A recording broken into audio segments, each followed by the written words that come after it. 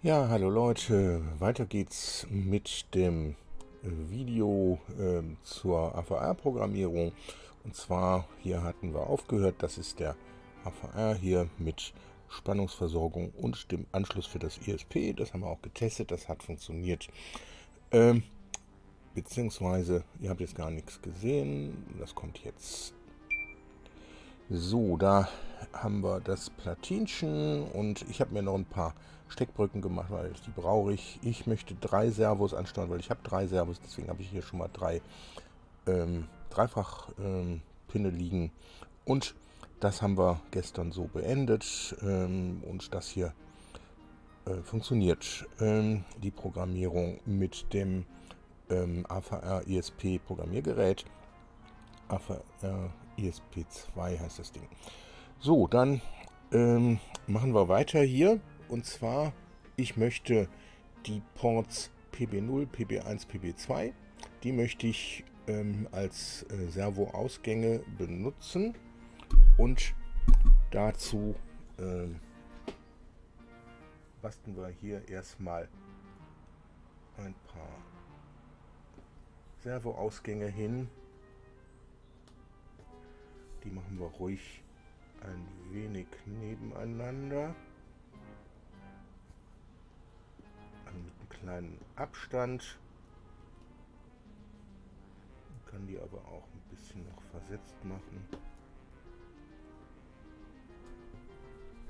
Was ist da drin? Der hält nicht so recht. Wir können natürlich auch hier unten die machen. Nehmen wir mal das hier. Gucken. Ja, der ist gut. Und dann machen wir noch hier einen hin. So, da haben wir 3 Stück. Und die müssen jetzt verbunden werden. Und zwar, da haben wir hier, das ist er nicht, sondern 1, 2, 3. Also der erste bleibt frei. Und dann machen wir das erste Servo. Ich habe hier ziemlich kleine Brücken gemacht, damit das nicht so ein riesen Drahtverhau wird. Nehmen wir den Port 1 hier, den kann ich ruhig hier oben abgreifen. Und den packen wir jetzt hier auf dieses Servo. Das machen wir da. Oh, der kam aber nicht geflogen. Meine Herren. So, dann, was haben wir hier noch an Brücken? Die ist auch nicht allzu lang. Machen wir die hier. Diesen Teil hier.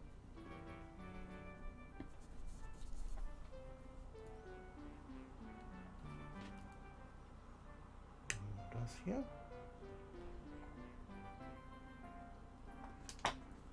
Da muss gleich noch die Spannung verdrahtet werden.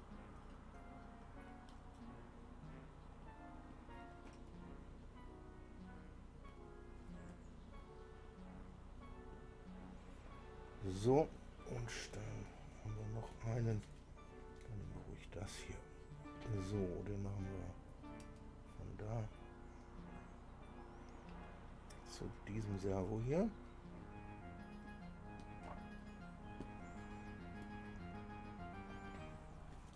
So, müssen wir noch die Spannungen verdrahten. So, jetzt schauen wir mal, wo habe ich den Akku rumfliegen. Hier, da kann man das sehen. Wir haben also Signal plus Minus. Also das hier ist immer Minus, der äußere. Das heißt, der kommt hier auf den da.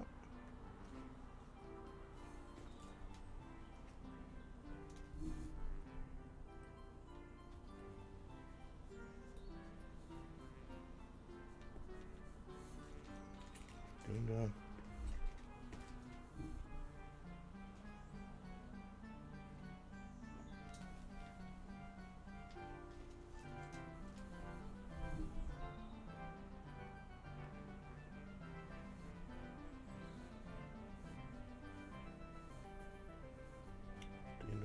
Beispiel.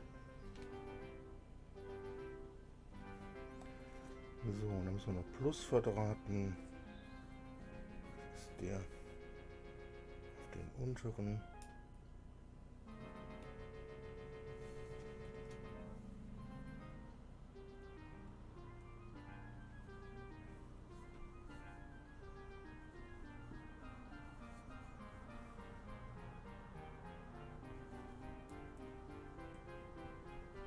Unteren und da oben kann man das auch noch mal machen. Jetzt habe ich Brücken gebastelt und wie viel bleiben nur noch übrig? Also da geht schon einiges drauf. So, das hier kommt auf Plus. Das ist dann da.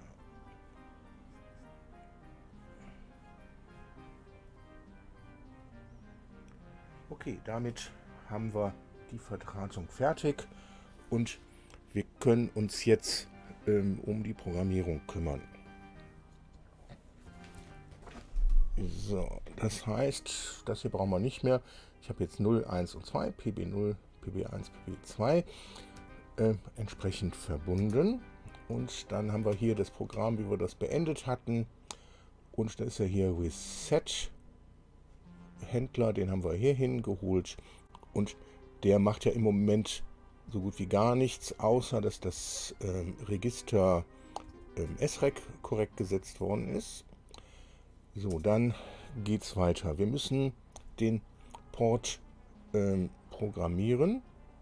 So, da gehen wir mal gerade noch hier in Downloads AVR Atini 2313.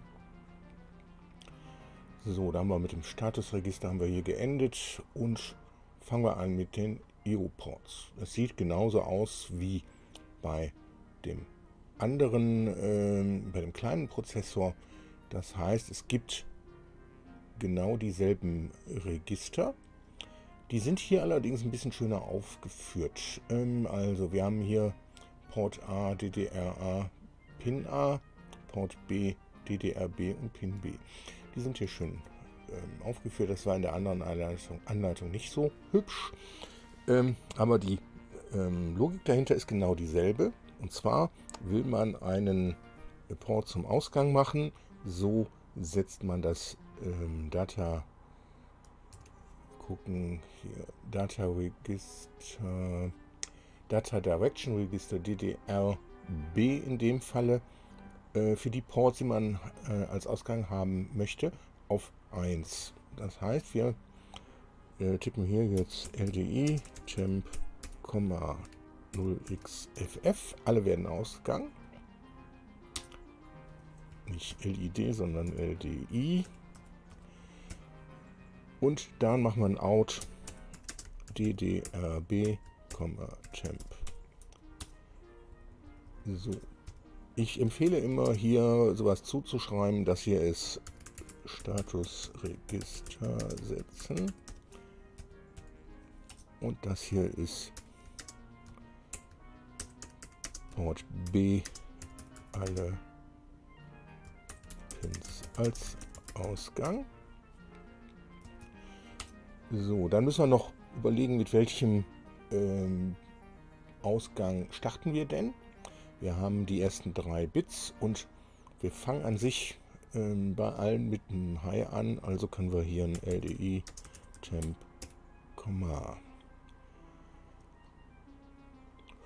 oh, das machen wir anders. Und zwar, ich mache ein Register für die Ausgänge. .def und das nennen wir mal Porti gleich R17 und dann machen wir hier LDI Porti, 0x03 und Out Port B. Gehen wir nochmal in die Anleitung. Port B, da ist es. Okay, Pin brauchen wir nicht. So, damit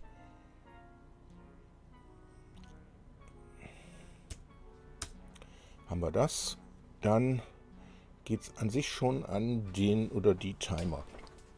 Hier in dem Fall würde ich empfehlen, den 8-Bit-Timer ruhig für die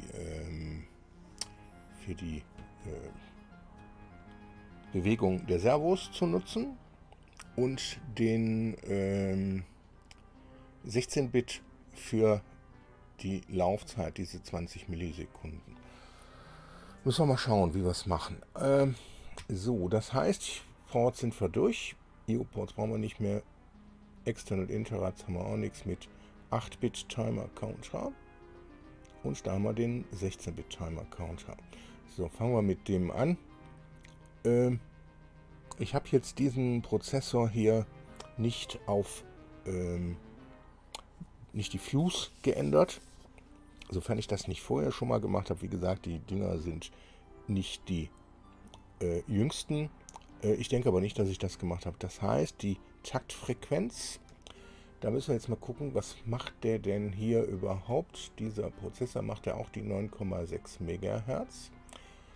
Und da muss man dann hier suchen nach der System Clock, Clock Sources. So, der hat einen RC mit 8 MHz, nicht mit 9,6 MHz wie der kleine.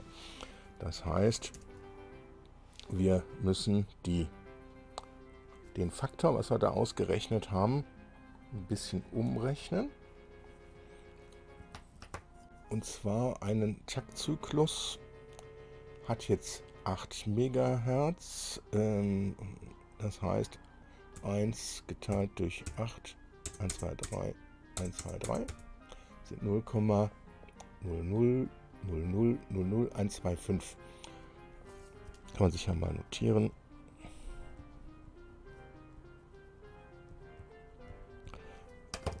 Soweit ich weiß, wird das aber mit Faktor 8 geteilt. Das kann man sich auch anschauen, indem man eine Webseite aufmacht. Diese Webseite, die werde ich auch noch verlinken. Und zwar, die kann man ganz einfach suchen. Da gibt man hier ein AVR Fuse Atmel. Gucken, ob wir damit klarkommen. So, dann sucht man hier. Da steht was zu AVR Fuses bei Mikrocontroller.net. Es gibt aber eine ganz geniale Seite. Das ist der AVR Fuse Calculator. Den findet man hier. Den klickt man einfach an.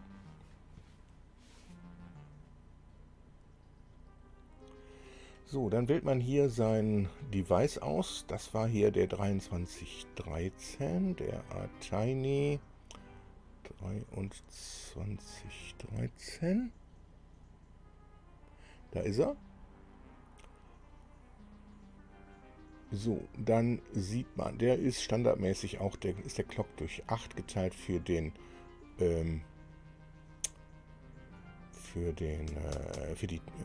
Zähler. Und das ist alles, das kann man alles so lassen erstmal. Also da brauchen wir wahrscheinlich, wenn ich den nicht mal umprogrammiert habe, ich glaube aber nicht. Ich erinnere mich jedenfalls nicht dran, dann kann man es so lassen. Das heißt, wir haben nicht die 0,000000125, sondern die müssen wir noch mit 8 multiplizieren. Das heißt, wir haben 0,00001.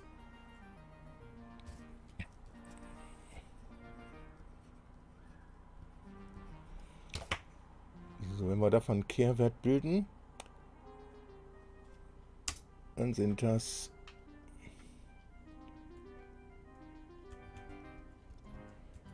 ist das 1 Megahertz. Also, was soll es auch anders sein, ne?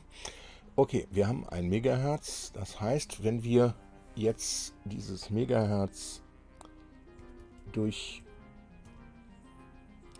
oder wir nehmen diese 0,00001 und schauen, wenn wir die 1,2 Millisekunden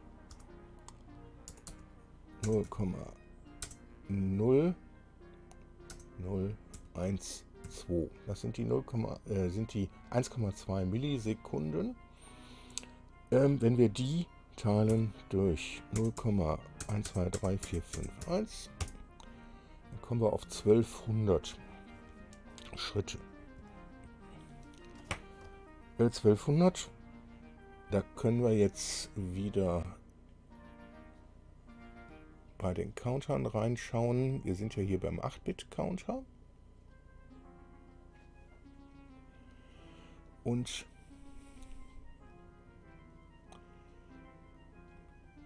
so, da müssen wir jetzt wieder schauen, die Teilung, die da zur Verfügung steht. Compare Modes of Operation.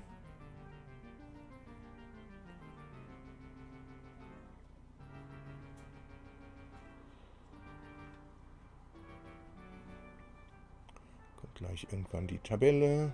Nee, das ist sie nicht.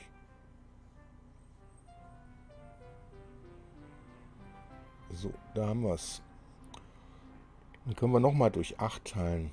Oder durch 64. Geteilt durch 8 haben wir 150 Schritte für die Bewegung des Servos. Damit kann man leben. Das heißt, wir programmieren den Counter jetzt hier so, dass er nochmal durch 8 teilt. Das heißt, wir gucken uns das Register an, was hier genutzt wird.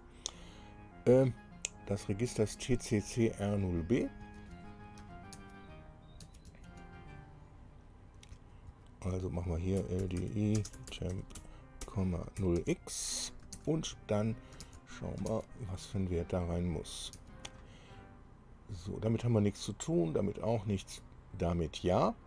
Also die 3 Bits müssen entsprechend gesetzt werden, dass er nochmal durch 8 teilt. Und das ist eine 02. Okay, das heißt 0x02.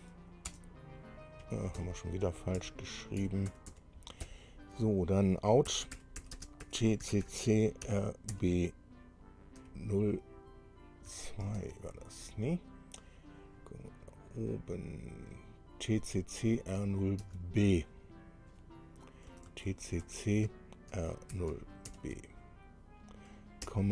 temp.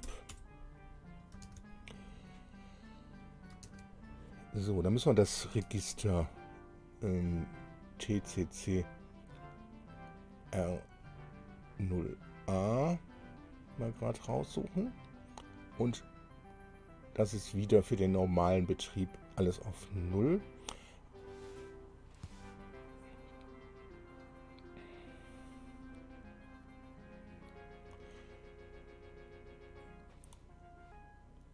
Allerdings möchte ich da eine Sache reinmachen. Und zwar Toggle on Clear und Compare Match. Ich möchte mit dem Compare Match A arbeiten, dass bei 150 der Counter halt ein Interrupt macht und dass wir den anhalten können. Das heißt,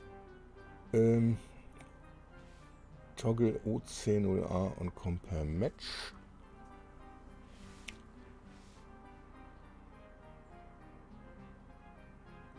Oder Set on Compare Match. Ich denke mal, wir setzen den bei Compare Match. Wir werden den Ausgang selbst gar nicht benötigen. Wir brauchen eigentlich nur den Interrupt.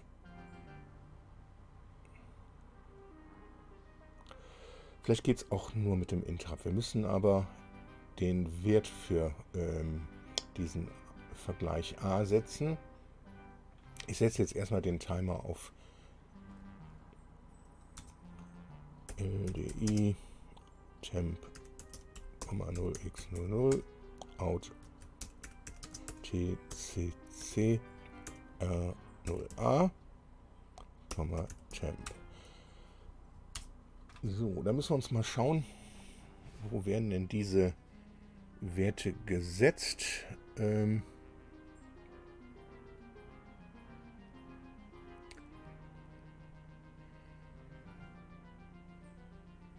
Das Counter-Register selbst, das werden wir viel gebrauchen. Und dann haben wir hier Output Compare Register A.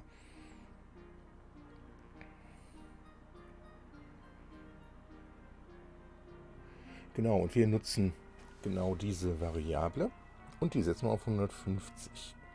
Das heißt, Output Compare Register A OCR0A. Das machen wir auch hier schon rein. LDI temp, 0.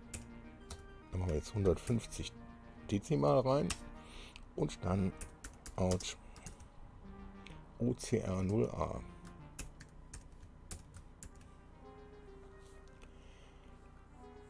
So, das heißt, der läuft von 0 hoch bis 150 und dann möchten wir ein Interrupt machen.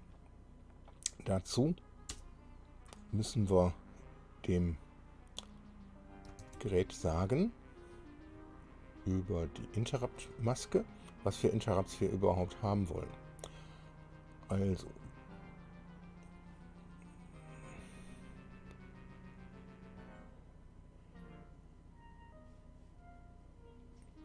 den Counter Overflow, den möchten wir nicht haben, wir möchten den hier haben. Also, das ist 01.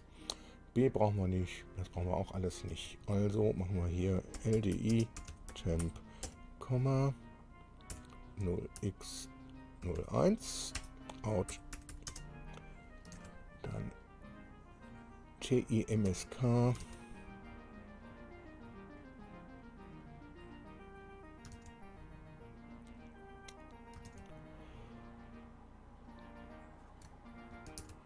so TIMSK, temp. So, da kommt noch mehr. Ich werde das in mehreren Schritten machen müssen, weil das ist schon recht anstrengend. Dann müssen wir hier noch die Interrupt setzen. So, da kommt das natürlich raus. Das ist Unfug. Und dann kommt die Loop. So, mit der Loop hier, da würden wir auch noch was kräftig machen. Da möchte ich nämlich die laufen lassen und die verschiedenen Servo-Ausgänge dann entsprechend nutzen. So, jetzt haben wir hier ein Interrupt gesetzt und zwar Timer 0 Compare.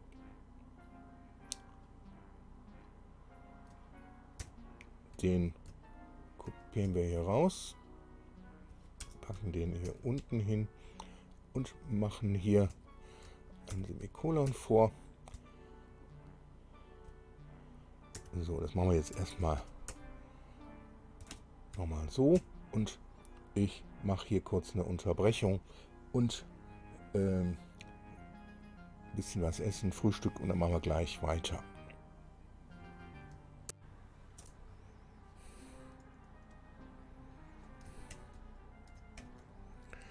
Okay, machen wir weiter. Die Kamera, die Bastelkamera habe ich jetzt mal ausgelassen. Die machen wir gleich wieder an, wenn es da weitergeht. Wie gesagt, ich empfehle immer hier noch was zuzuschreiben. Das muss man nicht unbedingt, aber komm, machen wir. Das sind die Ausgänge 3 Servos auf 1. Und das geht auf den Port B. So, das hier ist Timer 08-Bit installieren.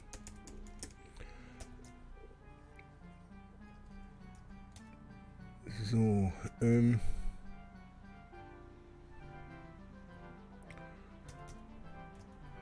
gut, jetzt müssen wir uns noch um den Timer 1 kümmern.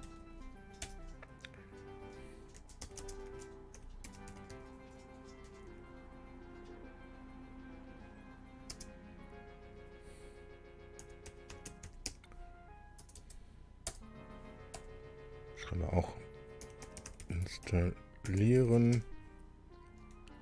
Timer 1 16-Bit installieren. So, Was ich da mal gerade schauen möchte, ist der 16-Bit-Timer. Was haben wir da noch? Okay, hier haben wir 16-Bit-Counter.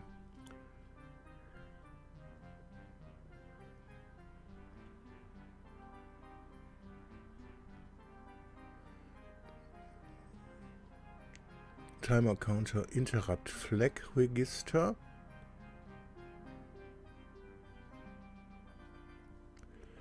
Und die Tim-Mask, das ist dasselbe.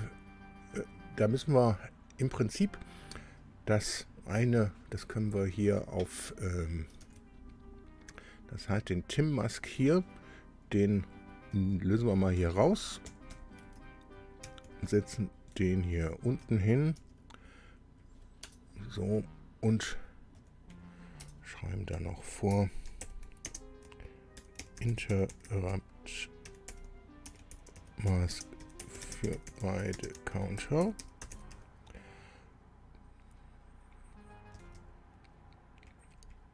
Weil das müssen wir gleich zusammen für beide machen.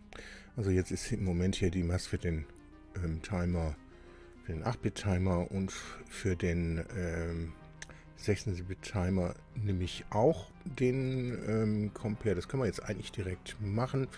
Da haben wir hier, das war ja das für den ersten, da haben wir die 1 rausgerechnet für das, für diese Dinger hier. Und jetzt müssen wir hier gucken, 1b, 1a. Ich möchte auch das a benutzen. Das heißt, das ist 4, da wird die 1 genutzt. Hier, das ist 4,1. Also ändern wir das hier ab auf 4,1. Dann haben wir für beide beim Erreichen des Vergleichspegels einen Interrupt. So, dann können wir den direkt hier auch Timer 1 Compare A.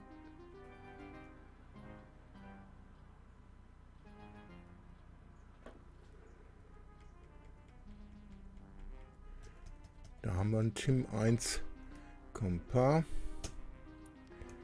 Den kopieren wir hier raus, machen ein Semikolon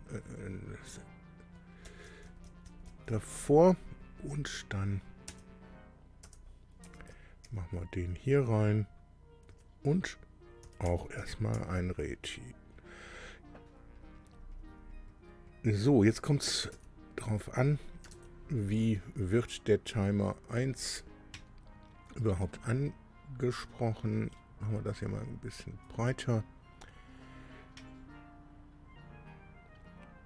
So, addressing 16 bits registers. If writing to more than one 16-bit register, where the high byte is the same for all registers written, then the high byte only needs to be written once. Okay, das ist schon mal eine nette Sache.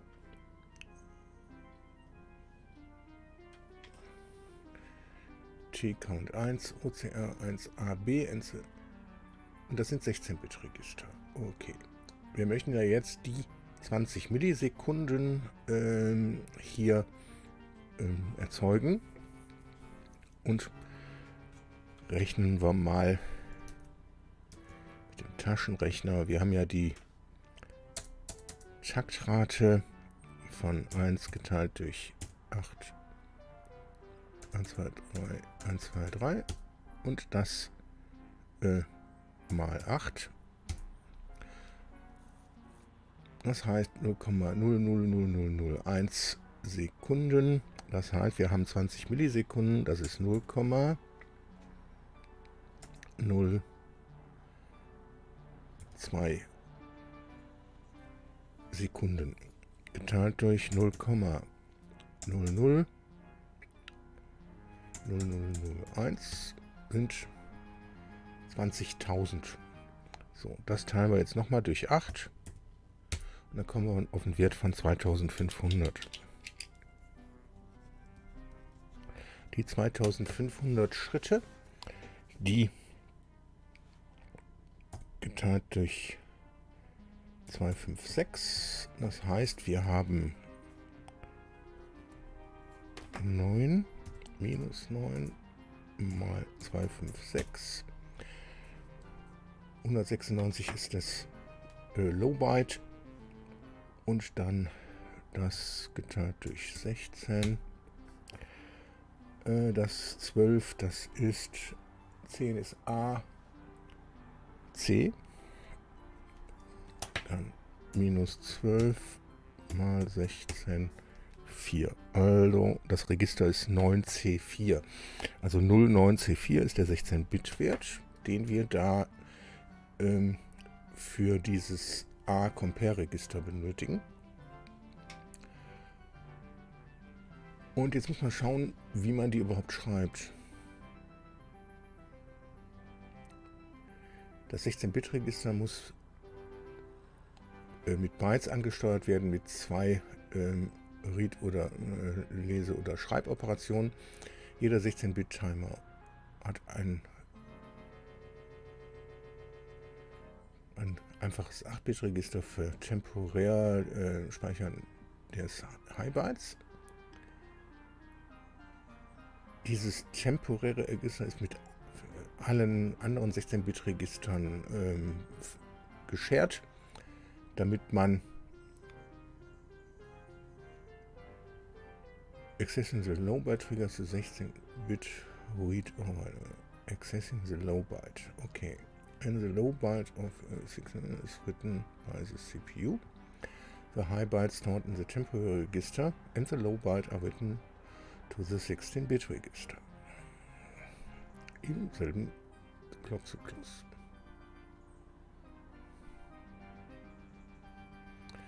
Wenn das Low Byte eines 16-Bit-Registers gelesen wird, wird das High Byte in das temporäre Register gelesen.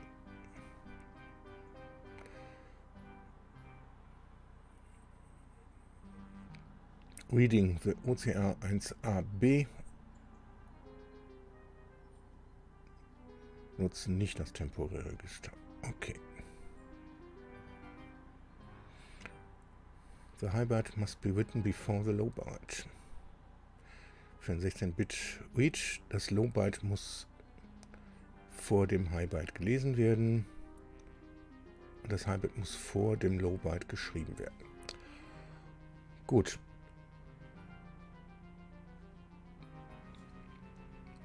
Registers.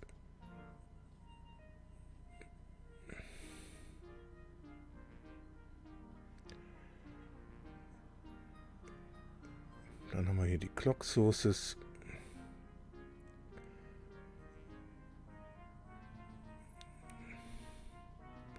Counter Unit.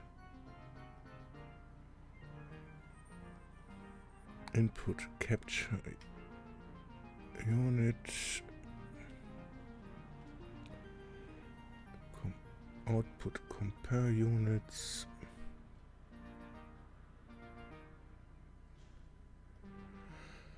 So, da haben wir TCC R1A und da möchten wir eigentlich auch keinen Ausgang haben, also das setzen wir auch erstmal auf 0. Also LDI temp, 0x00 out TCC R1A war das, ne? Ja, temp. Dann LDI TCC R1B. Da kommen wir jetzt hier hin.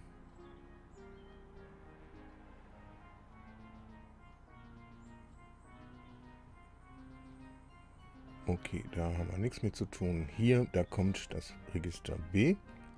Da ist hier wieder der Scaler.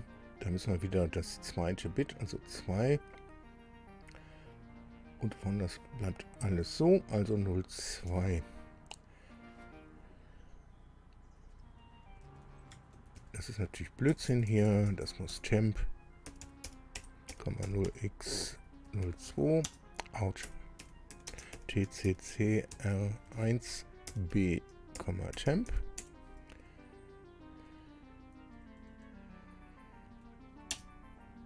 So, dann kommt es jetzt auf dieses 16-Bit-Register für den Vergleich an.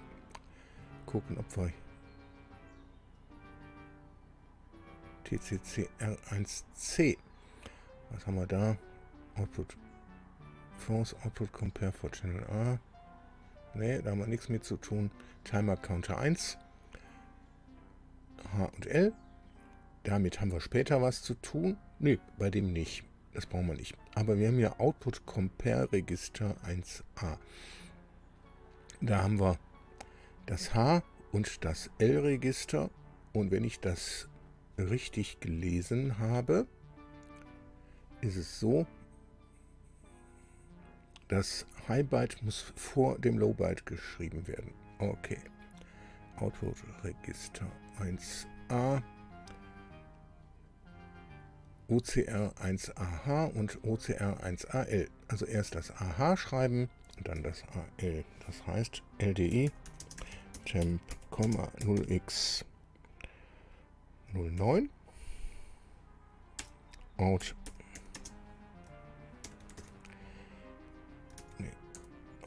OCR 1AH, temp. Erst das High Byte schreiben, dann LDI temp, das hatte ich ausgerechnet, C4 out T OCR 1AL, temp.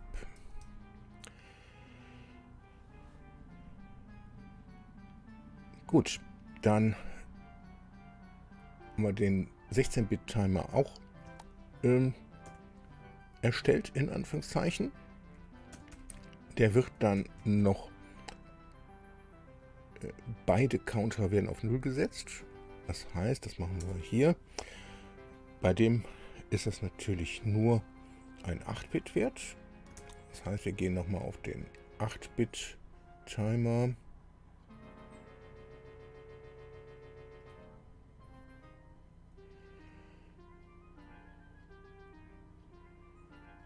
Output Timer Counter Register TCNT0. Der wird auf 0 gesetzt. Also LDI temp, 0x00 out TCC, die TCNT 0, temp. Und hier wieder erst H, dann L. Das heißt, da gehen wir auf den zweiten, auf den 16-Bit-Counter. Timer Counter, da sind sie. LDI 0x0, LDI temp, 0x00 out TCNT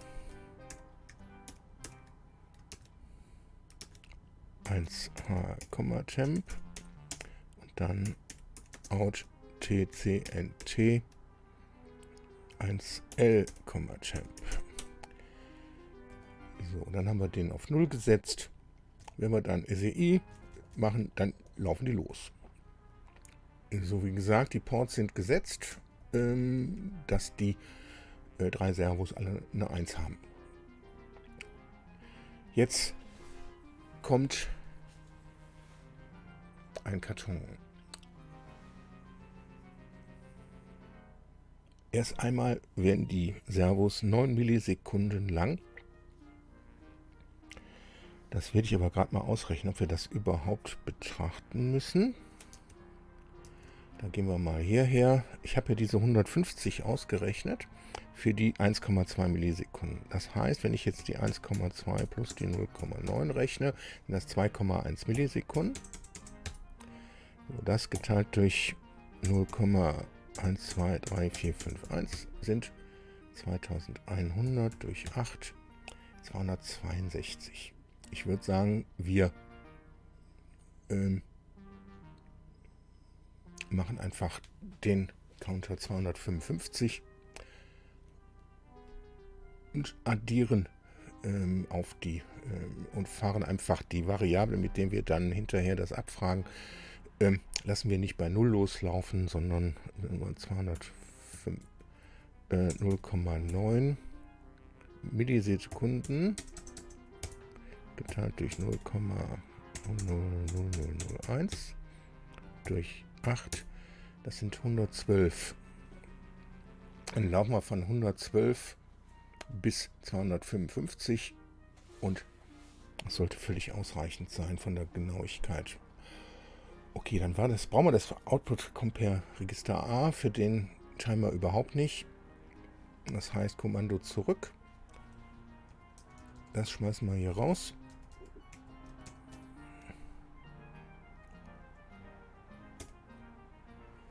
Und auch hier beim Interrupt Mask für beide, da wird das 4.2. Also der wird mit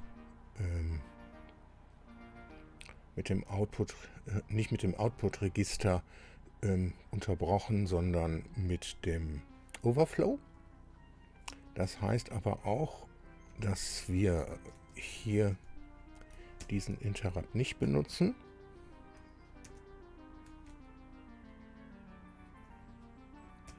Dann müssen wir den hier wieder anmachen, sondern wir nutzen Timer 0 Overflow.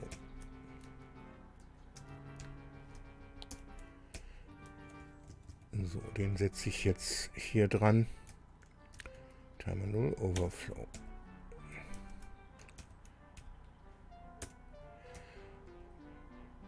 So, was wird gemacht, wenn der Timer 0 overflowt?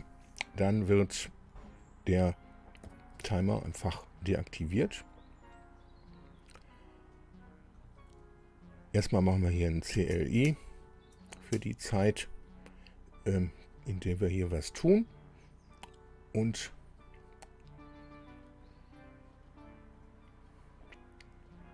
wie kann man denn den Timer deaktivieren?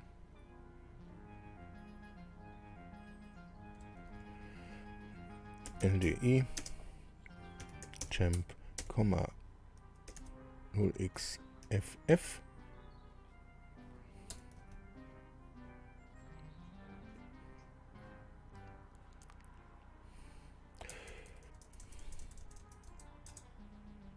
Sagen wir mal,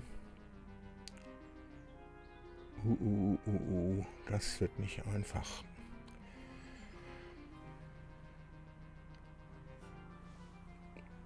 Wir brauchen ein Register hier.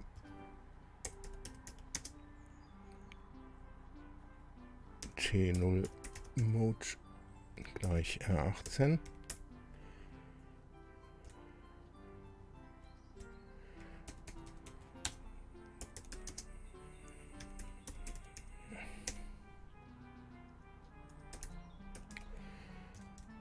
So, das ist der Zähler läuft. Das machen wir mal mit 1. So, und dann, wenn der jetzt hier overflowt, dann wird LDI T0 Mode, 0x00.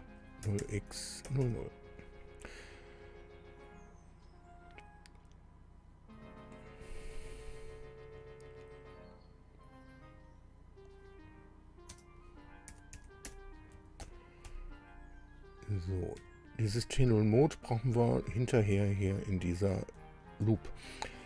So, jetzt der Zähler, der läuft ja hier bis Compare. Und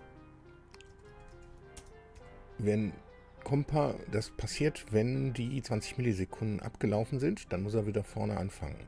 Das heißt, da muss erstmal LDI T0 Mode, 0x01. Der wird also wieder aktiviert. Da machen wir ruhig auch ein CLE hier und da wieder ein SEE.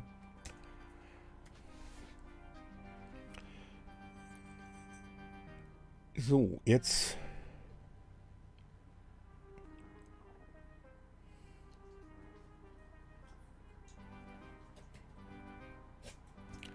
und der Timer 0 LDE temp 0x00 out TCC müssen wir oben eine TCNT0 0x00 und dann muss noch der Port geschrieben werden, LDI temp 0x03 und out Port B. Okay, weil nach den 20 Millisekunden fangen ja die Impulse wieder vorne an. So, jetzt kommt diese Loop hier. Was soll die machen? Die soll den Zähler auslesen und vergleichen mit einer Variable. Da brauchen wir 3 Stück. Also Punkt def, das nennen wir mal Kanal 1 gleich R19. Punkt def Kanal 2 gleich R20 und Punkt def Kanal 3 gleich R21. So, die setzen wir hier am Anfang erstmal auf den Standardwert, das heißt einen Mittelwert. Ich habe ja vorhin was ausgerechnet. Ich habe den Rechner zugemacht, toll. Die 0,9 Millisekunden so geteilt durch 0,000001 durch 8, 113, nimm mal 112. So, dann haben wir 255 minus 112, das sind 143 durch 2. So, machen wir 72, das heißt die 112 plus 72, 184, das müsste ungefähr der Mittelstand des Servos sein. So, die können wir auch hier oben einfach mal als EQs definieren.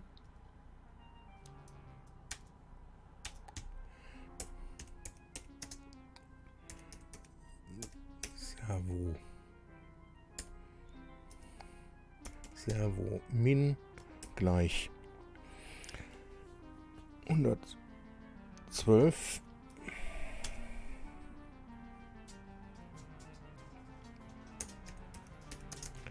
Servo max gleich 255 Servo mit gleich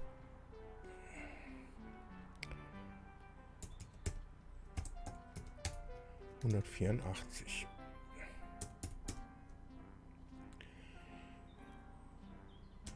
So, die setzen wir hier, die Kanäle, einfach LDI Kanal 1,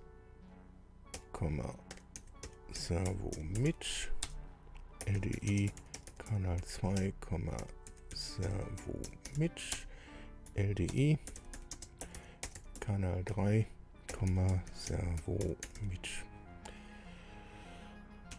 So, jetzt kommt hier die Knobs, die können raus, weil da wird jetzt wirklich was veranstaltet.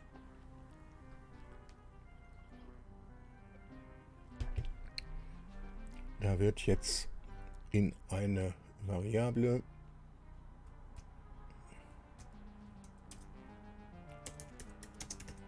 temp2 gleich R22, da muss noch ein Punkt davor.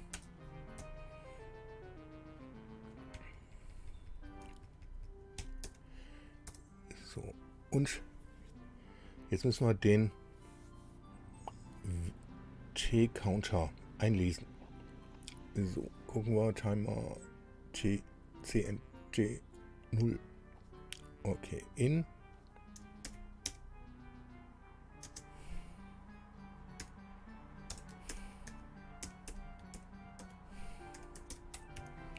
Ich hoffe mal, das ist richtig so. Was wir jetzt mal machen können, ist, wir können einfach mal kompilieren und gucken. Was haben wir da? Out needs a second operand in 67. Out port. Porti. Okay. Found no label named Servo mit.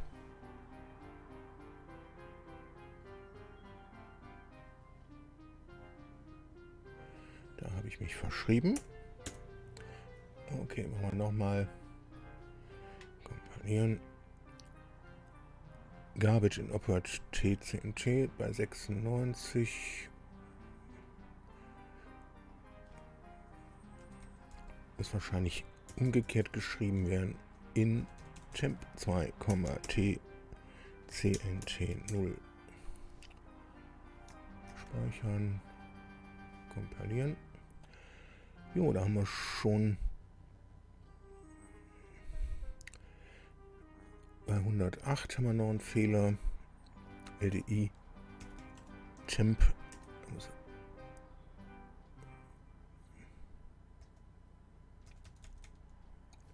Da muss natürlich auch das temp hin. LDI temp Output B, temp. Und das machen wir mit dem Porti.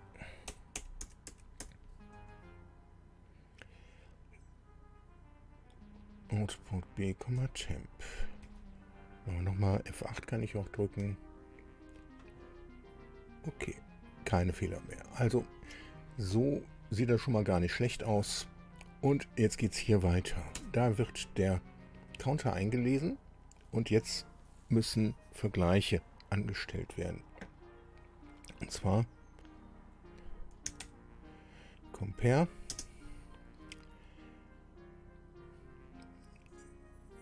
Kanal 1, temp.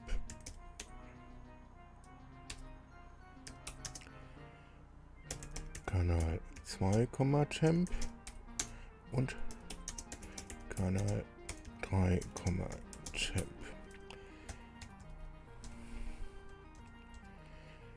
So, da ist jetzt die Frage, wie das was größer und so weiter bedeutet. Da bin ich auch wirklich... Das müssen wir schauen, wie wir das machen. So, dann brauchen wir hier ein paar Labels. Und zwar einmal hier ein Label. Label 1. Da brauchen wir auch ein Label. Und da machen wir auch ein Label hin. Doppelpunkt dahin. So, jetzt kommen die Vergleiche da rein. Und zwar BR GT gibt es nicht.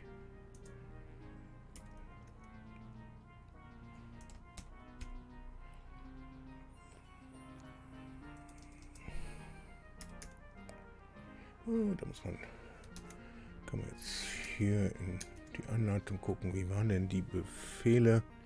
Da haben wir Instruction Set. So, da haben wir arithmetisch und hier Branch.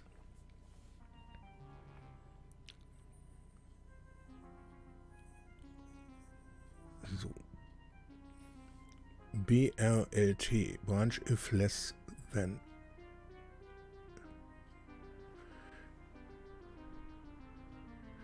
Greater or equal.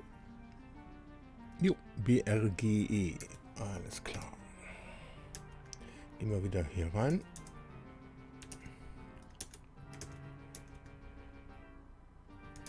BRGE.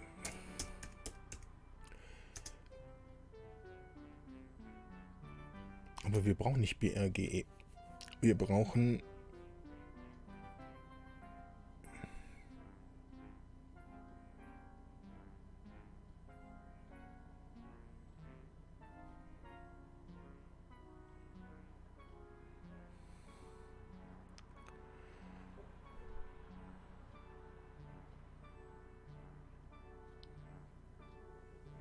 LT müssen wir nehmen. Versuchen wir es. Okay. BRLT Label 1. So, wenn der hier größer ist, dann wird jetzt das Bit 1 gesetzt. Das heißt, Andi Porti, 0x01. Andi ist aber nicht Andi, sondern Ori. Quatsch. Es wird gelöscht. Andi Porti, und da ist nicht das richtig, sondern da ist richtig, wir haben die ersten 3 Bits. Einmal haben wir hier einen großen Fehler bei Porti. Und zwar ist es 7. Wir haben ja 3 Bit. So. Suchen wir nochmal nach Porti.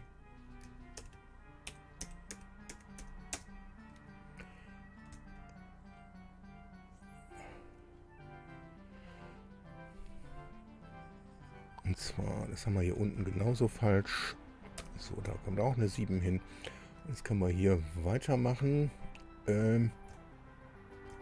Andi Porti, und zwar die ersten beiden Bits sollen bestehen bleiben und das andere gelöscht. Das erste gelöscht, das ist 0x0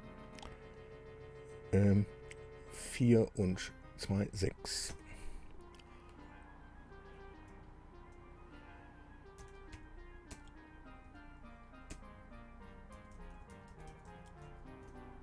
So, danach kann der ruhig hier weiterlaufen. Wir müssen also da nicht rausspringen. Und da machen wir jetzt genau dasselbe. BRLT Label 2. Und da Andi Porti, Bit 2 muss gelöscht werden. Das heißt, X, da haben wir die 4 und das ist 5. Die 4 und die 1. 0x05. Und der kann auch hier so direkt weitergehen. Und da kommt auch hin BRLT Label 3 und Andi Porti, 0x. Und jetzt wird das dritte Bit gesetzt, also die ersten beiden können bestehen bleiben. 03. So, jetzt sind wir hier und jetzt muss das ausgegeben werden. Es muss ja der Port raus. Ich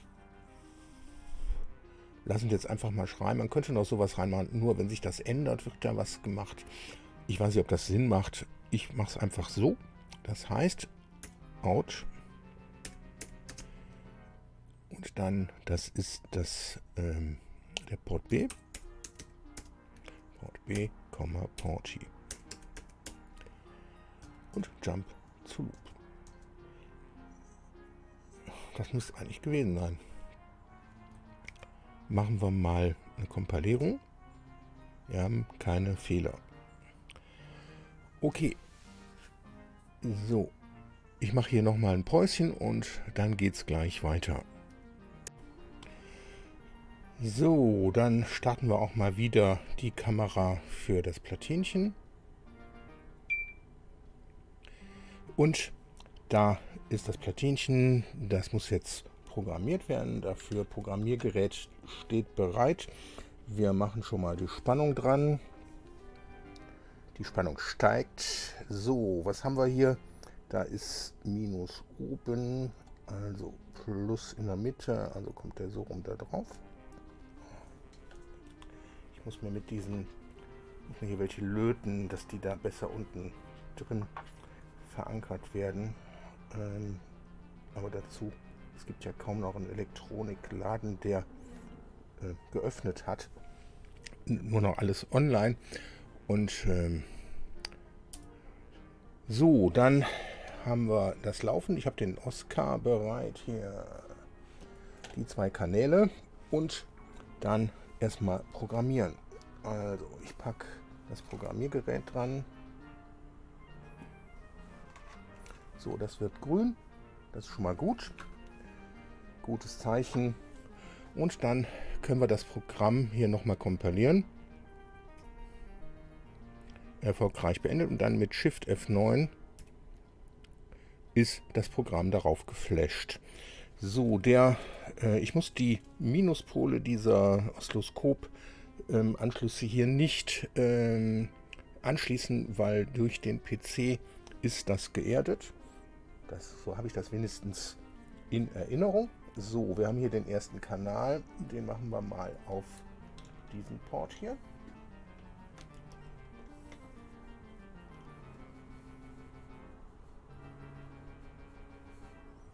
Und wechseln wir auf den Oscar.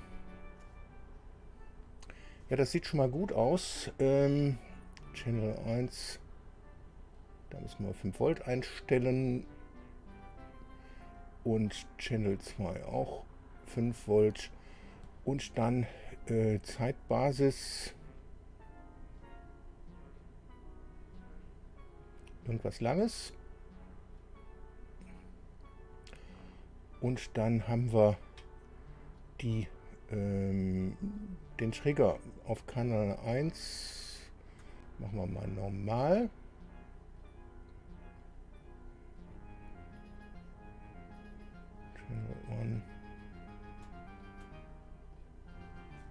Das sieht nicht so dolle aus. Und dann haben wir hier den Kanal 2.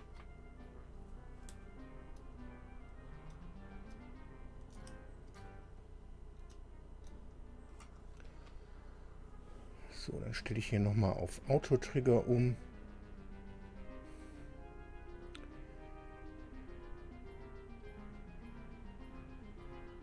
Also das Programm tut was, aber noch nicht das, was es tun soll. Jetzt muss man rausfinden, warum das der Fall ist. So, dazu wechsle ich jetzt wieder ins Programm und wir gucken mal, was kann falsch sein. Also eine Sache kann ich mir schon vorstellen, und zwar der Timer 1, der wird ja mit dem Kompa verglichen, und wenn der da rausspringt, dann muss auch der Timer zurückgesetzt werden. Das heißt nicht nur der Timer 0, sondern auch der Timer 1. Das machen wir mal gerade hier. Timer 1 ist ein 16-Bit-Register, also LDI Temp, 0x00 und dann Out. Und da müssen wir oben schauen. TCNT, die haben wir da stehen, 1H. Und dann Temp natürlich. Erst High, dann Out TCNT 1L. So, dann haben wir Folgendes. Wir haben ja hier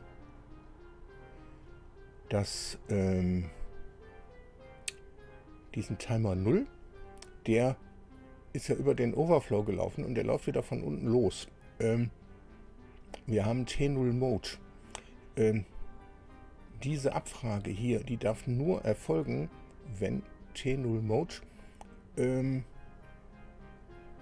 halt auf 1 ist. Das heißt, das machen wir hier. CPI T0 Mode hieß doch, ne? Genau. 0x00. Machen wir, vergleichen wir mit 1. BR not equal, also wenn er nicht 1 ist, dann springt er zu Label 3.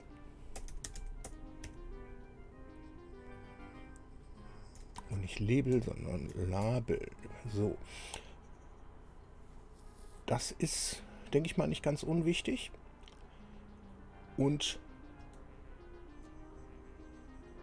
der macht ja nur, der wendelt ja nur, macht den Mode aus, damit das da nicht mehr entsprechend abgefragt wird. So, wichtig hier, LDI T0 Mode, 1, wenn der Timer 1 durchgelaufen ist. So, der Counter 0 wird auf 0 und High und Low werden auch auf 0 gesetzt. Es wird auf dem Port wieder die 0x7 für alle 3 1 ausgegeben, Output B, Temp, und die Interrupts werden wieder aktiviert. Und dann lassen wir das mal kompilieren. Okay, programmieren.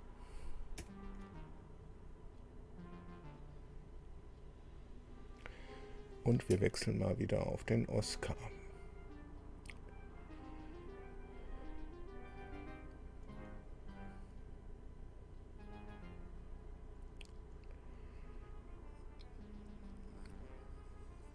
So, dann müssen wir mal hier in diese Sache hier reinschauen. In Temp2, T Count 0.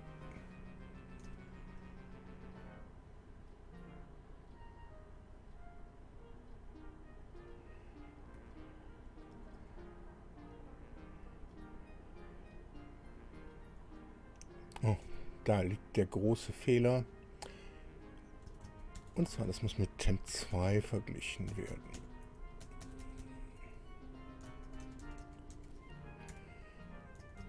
Okay. F8. Und Shift F9. Wechseln wir mal.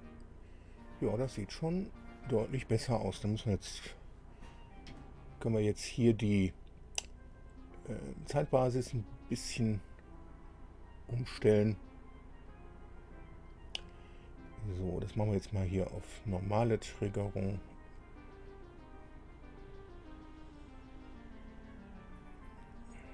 Okay, das sieht nicht schlecht aus. Jetzt kommt hinzu, wir müssen ja jetzt die Signale hier halt variieren lassen zwischen den Werten Servo. Haben wir sie, Servo Min und Max. Da muss man sich jetzt was überlegen.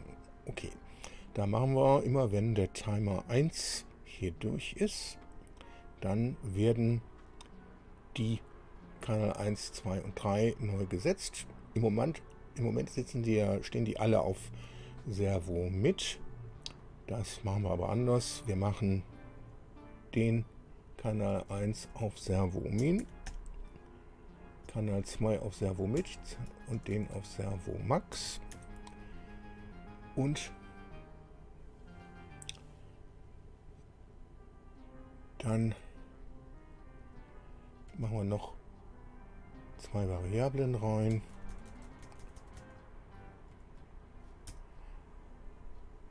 Punkt def dir 1 gleich R23. Punkt def dir 2 gleich R24 und Punkt def dir 3 gleich R25. So, die werden auch noch gesetzt hier am Anfang.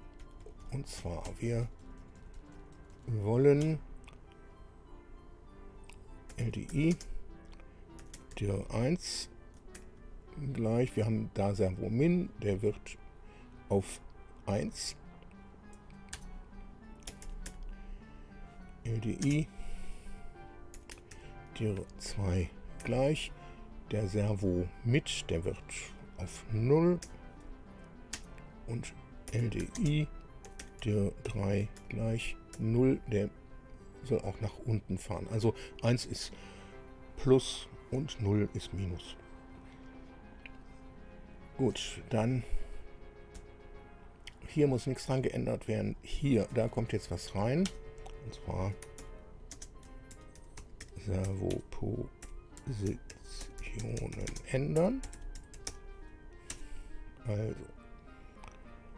CPI der 1,1 BNE Label 4.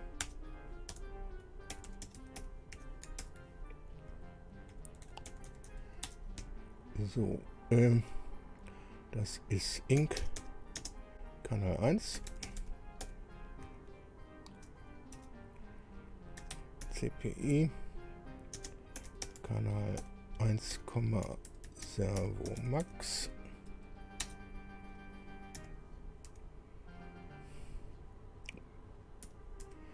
BRLT Label 4 und ansonsten LDI Kanal 1, Servo Max, LDI DIR 1,0. Hoch.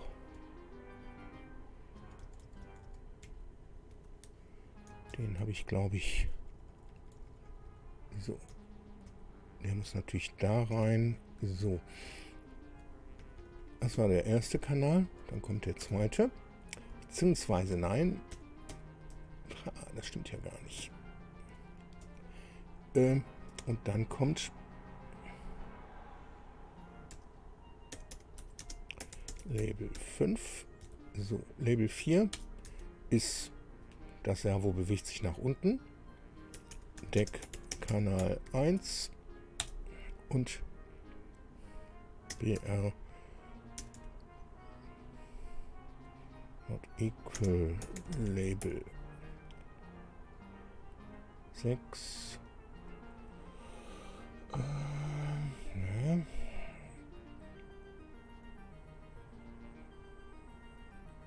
Kann ruhig nach Label 5 springen, denke ich mal. Und da kommt jetzt LDI Kanal 1, 0x,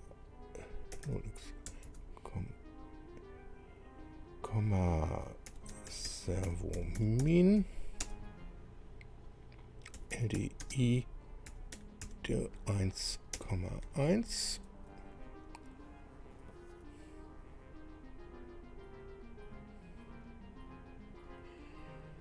so, gucken wir mal, Label 5, genau, da kommt jetzt der nächste Kanal. So, da haben wir CPI DIR 2. Ich kann das eigentlich kopieren. Das heißt, diesen ganzen Bereich hier bis dahin kopieren.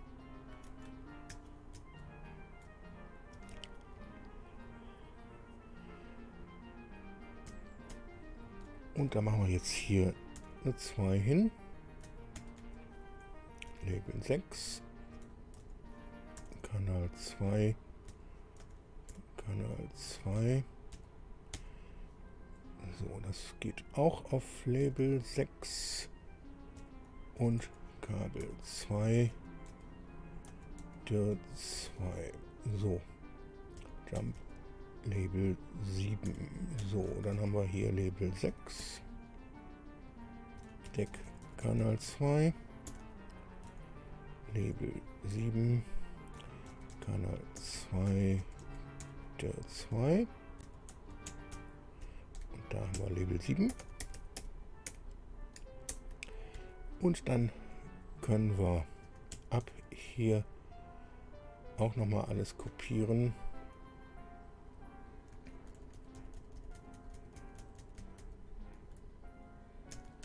Das kommt dahin. Da haben wir CPI DIR 3 Label 8 Kanal 3 Label 8 Kanal 3, Tür 3, Label 9, das ist dann hier Label 8, Kanal 9, Kanal 3, Label 9, Kanal 3, Tür 3, Label 9. So. Was haben wir denn hier wieder für Mist gemacht? 98.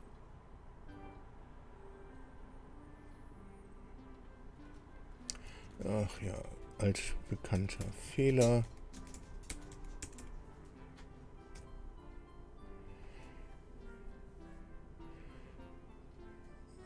Haben wir irgendwo Kabal geschrieben.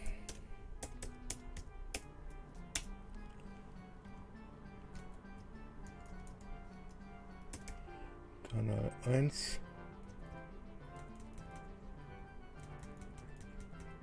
Das haben wir natürlich mitkopiert.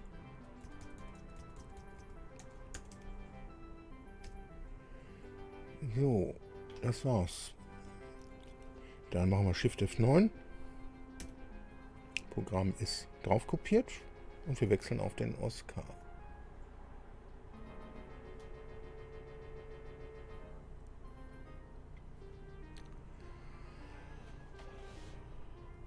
Ja, ich habe, soweit ich weiß, einen Fehler drinnen.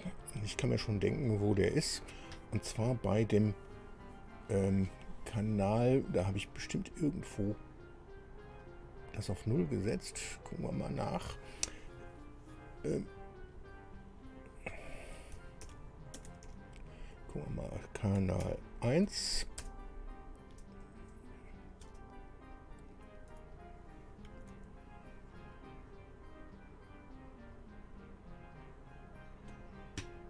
Ctrl F. Kanal 1.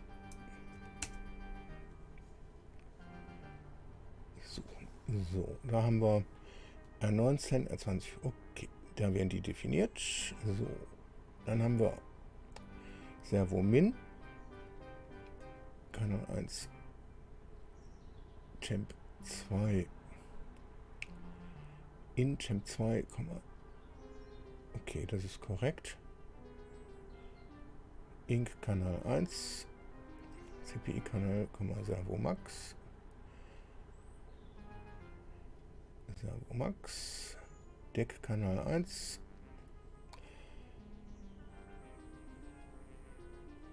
Das ist Unfug. So. Und zwar, da muss mit Servo Min verglichen werden. CP Kanal 1, Servo Min.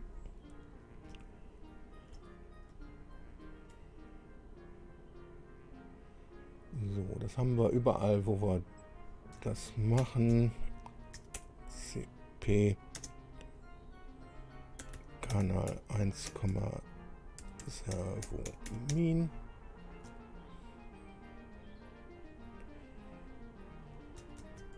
Und hier dann auch CP CP Kanal 1, Servo Min.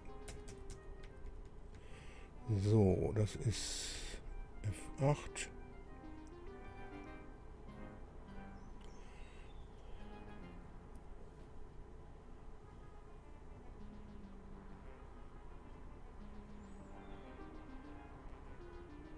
Haben wir irgendwo Unfug 148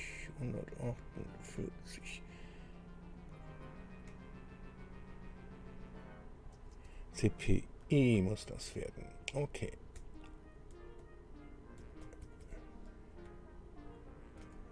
CPI.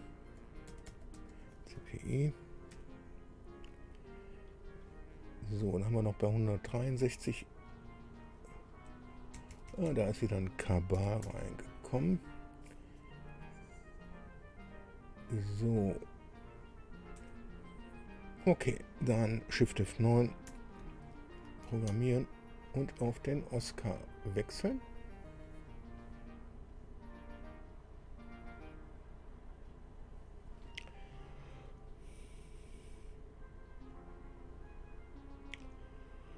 So, woran kann das liegen? Ich kann mir nur vorstellen, das hier müsste eigentlich so richtig sein. Diese ganze Klamotte hier.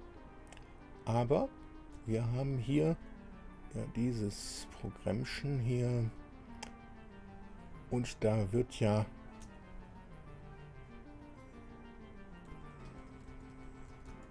einmal, müssen wir das hier eigentlich da oben hinpacken.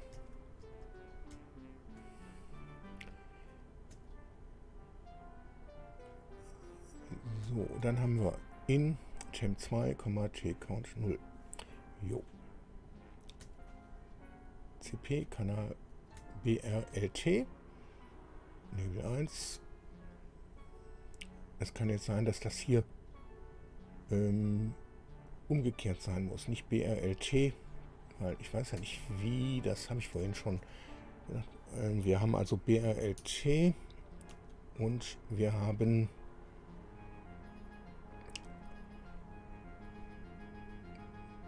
Bunch if lower.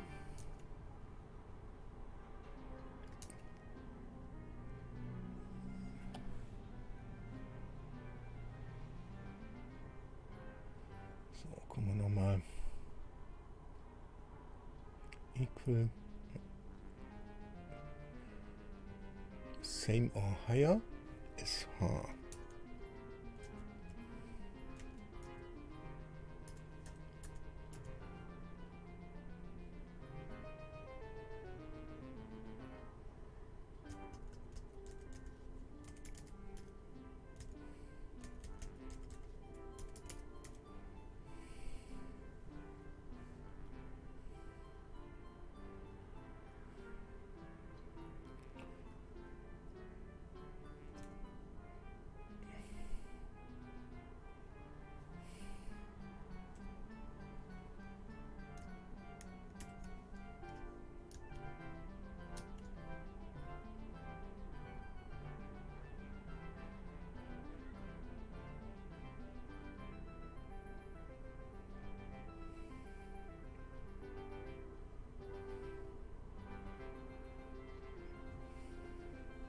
Ja, also sieht schon ganz gut aus, ne?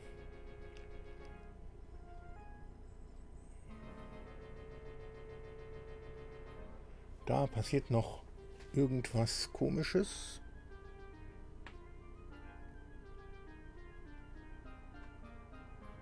Ab und zu.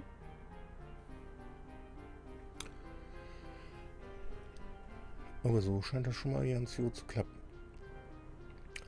Kann man sich jetzt überlegen, woran kann das liegen? Zum einen natürlich daran, dass hier am Ende Tim1 Compar hier dieser ganze Rattenschwanz drankommt.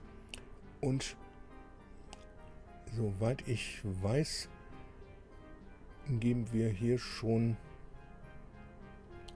den Port B aus. Ja.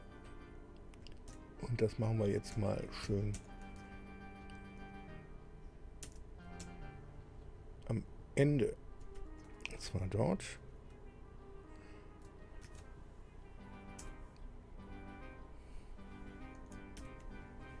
So, programmiert.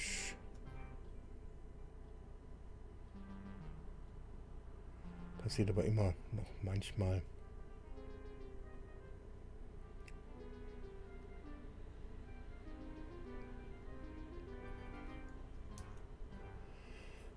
So, ich habe hier aber vielleicht auch noch einen anderen Fehler drin.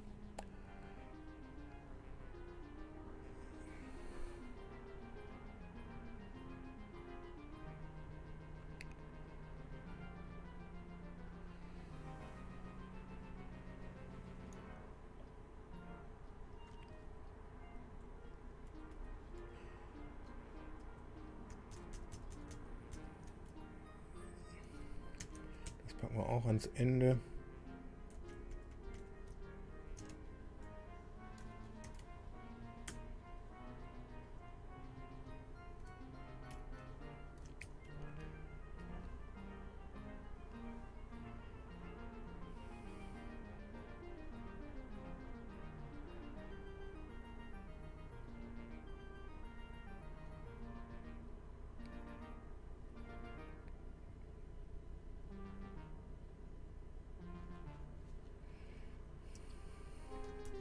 Okay, ganz fehlerfrei ist das Programm noch nicht. Ich will aber das Video hier jetzt unterbrechen. Ihr seht, was man mit so einem kleinen Prozessorchen hier alles machen kann. Und wenn ich das endgültig fertig habe, mache ich nochmal ein Video, wo ich dann Servos anschließe. So, wenn euch Videos wie dieses hier interessieren, so lasst auch gerne ein Abonnement da. Ein Klick auf die Glocke, ihr werdet über neue Videos informiert. Und ein Daumen nach oben wird natürlich auch immer gern genommen. Damit danke fürs Zuschauen und bis zum nächsten Video. Tschüss.